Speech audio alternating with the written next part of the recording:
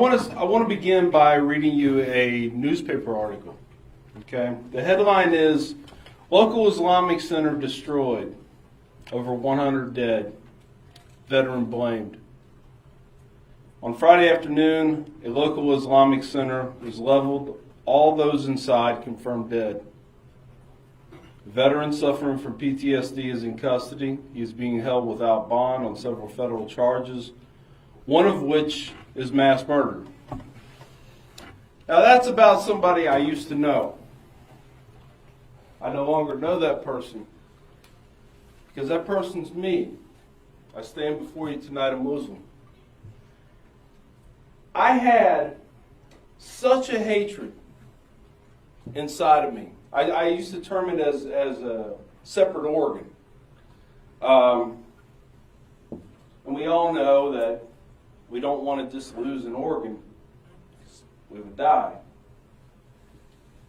But my hatred is what kept me going during that time. Don't really know what started it.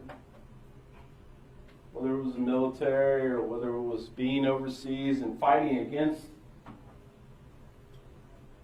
people of that faith, or so-called. But I felt such a desire to eradicate what I refer to as a cancer. I refer to Islam as a cancer. Because I saw it doing nothing but harm to everything that I was about, that everything of my society was about. But we all get like that a little bit because we forget to turn off TV. And we watch things like Fox News, CNN, and we base our opinions on the media and people within the media, pop stars, athletes, movie stars, because what they say matters. We don't have it in us to search for something else, to search for something that is a deeper meaning than what we just get off the surface. You know, when you dig for gold, you don't just skim the dirt off the top. You won't find anything. You have to get underneath. And you have to go deep to find the meaning of what Islam was really about. Let's get back to my hatred a little bit. I grew up inner city, Cincinnati. I was in grade school back in the 70s. Was actually part of desegregation, one of the final stages. And I remember being the only white kid on my school bus. So I lived in an all-white neighborhood.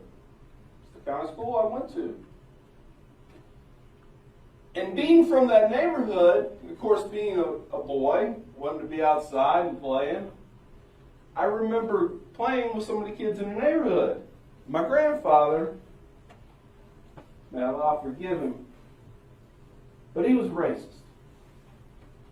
Why he moved to that neighborhood, I don't know if that's the way he felt, but I remember getting in trouble for playing with the black kids in the neighborhood. There was someone else to play with. But I remember something he said, or it came back to me. And I want you to remember this because it'll come back later on in my story. I don't want my family around those people. You ever hear that before? Those people. Right? So that's going to come back. Anyway, I went on. Joined the Marine Corps. Didn't have a lot of options open to me. Was expelled from a high school. Never did graduate high school. Got a GED when I was in Japan. I was selling $2 joints out of my wall locker. Got caught. So, Marine Corps took me. I owe them a lot. They saved my life. Because I would probably be dead or in prison right now if it wasn't for that. Possible. But as I went on, I needed something to hate. I needed an enemy. I needed something to look towards that was less than me. Eventually I found it. Muslims. I remember one time going to a shoe store, DSW, and going into the store with my wife, and there was two Muslim women there, full black burqa. I found a chair and I sat down and cried. My sadness came because I prayed for enough intestinal fortitude to do harm to those ladies. Because I didn't want them around me. They didn't need to be there. They didn't need to hear it. So I culminated this plan. And for legal reasons, I can't discuss the materials that I had. I culminated this plan, and when I put it together, though, I told nobody about it. It was all me. I was going to do one last thing for my country. Because I knew I'd get caught. I'm not a mastermind criminal. And with today's forensics, just don't get away with stuff like that. And I knew I would end up probably in Terre Haute federal prison with a needle in my arm. I didn't care.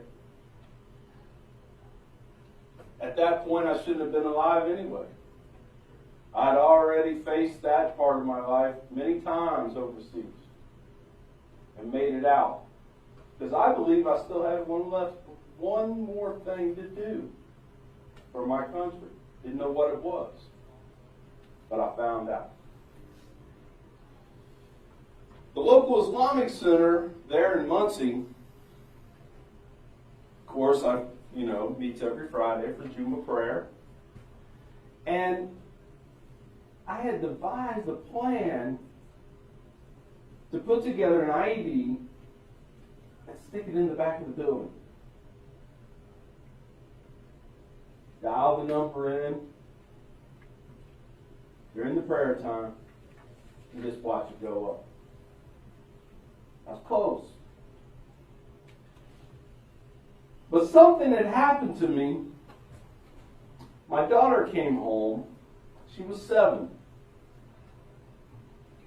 And she was telling us about this little boy she sat across from at her elementary school.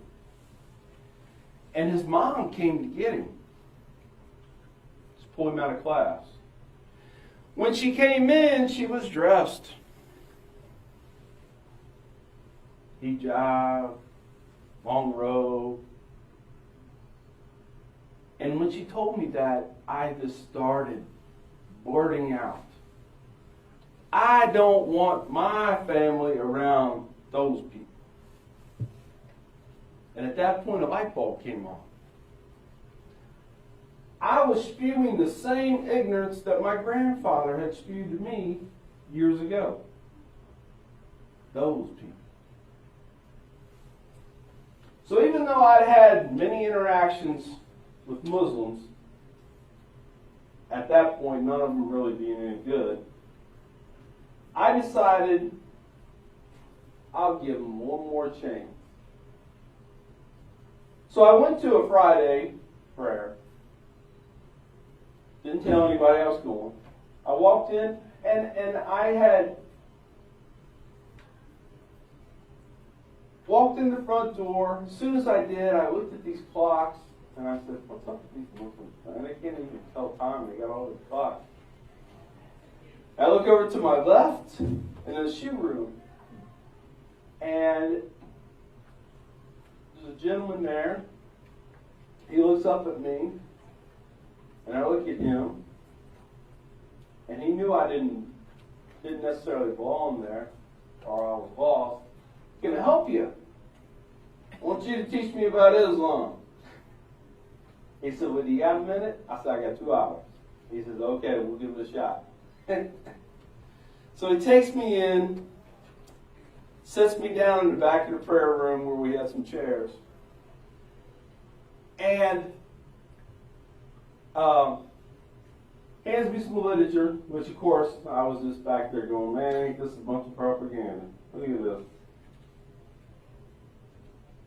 The sermon started. Wow. This Islam thing sounds pretty good, man. This guy up here, he knows how to talk. This is a good message. And afterwards, we went into the library. I got hooked up with a guy closer to my age. And he sat down and he handed me a Quran. And I, of course, did not tell them my plan. I said I was just in there wanting to learn a little bit more about Islam. Handed me the Quran. He says, here. He says, we can sit here and talk for hours. Take this, read it. When you have questions, come back. I said, all right. Before I can move, this older gentleman comes up, sits down at my feet, and hugs my leg and starts crying. Now, I'd already been introduced to this gentleman and found out that he was a doctor. And the thing about American society, especially when you're all part of the hierarchy of the society, you see people, doctors, professors, there's a hierarchy. There's a like a chain of command almost. Okay, these people are better than these people. So I did. I read it. I came back and I asked questions. Within 8 weeks, I had went from having almost everything I needed to blow this place up to taking Shahada. And people are like, well, wow, man. How does that happen? Well, I can stand in front of you today and tell you I don't have a clue. It just did. God, Allah, made it that way. I tell people I had to be here before I could be here. Because of the way I was raised, especially in my adult life, or from my lessons from the military, being all machismo and being tough and everything like that, I had to come from a place of such power to a place of surrender. And once I surrendered, I found out that's the power. The hatred's a waste of time. Nothing good comes out of hatred. Nothing good has ever come out of hatred. I mean, anybody here that's a history major can tell you that. Nothing ever good has come out of hatred. Never. So I took on this cause and this lifelong pursuit of redemption. And once I took Shahada, Allah released all those sins. I believe that. But there's a personal level of redemption I had to go through. I hurt a lot of people. Some of those people I hurt will never see their families again. I own that. But it drives me. It drives me to do things like I'm doing here tonight.